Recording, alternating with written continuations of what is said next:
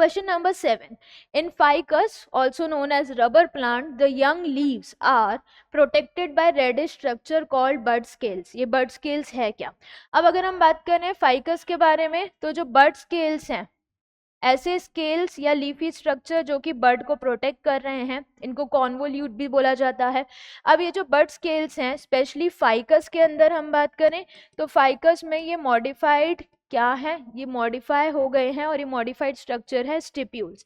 So these bud scales are basically stipules. अब stipules क्या होता है?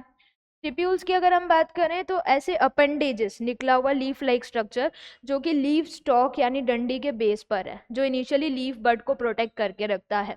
तो these bud scales are stipules which are lateral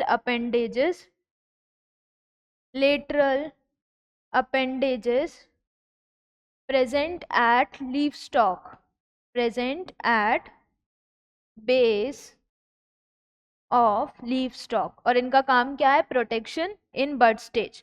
तो अगर हम यहाँ पर इमेज भी देखें, यहाँ पर जो इमेज नजर आ रही है दैट इज यहाँ पर ये रेड वाला पार्ट, ये वाला पार्ट नजर आ रहा है, इसको स्टिप्यूल बोला है।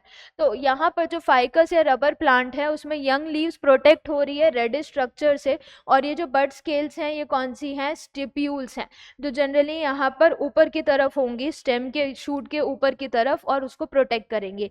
फिर जैसे ही यहाँ पर पिट्यूल डेवलप हो जाता है, लीफ अनकवर हो जाती हैं, the stipule they fall off. तो प्रोटेक्शन का काम था बड स्टेज में। These are not scales, these are not bracts और ब्रैक्टियोल्स।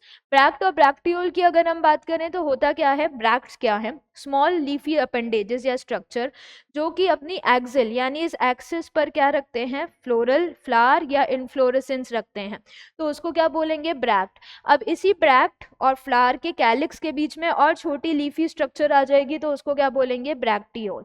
तो ना ब्रैक्ट है ना ब्रैक्टियोल है, करेक्ट आंसर क्या है? Option A, that is stipule.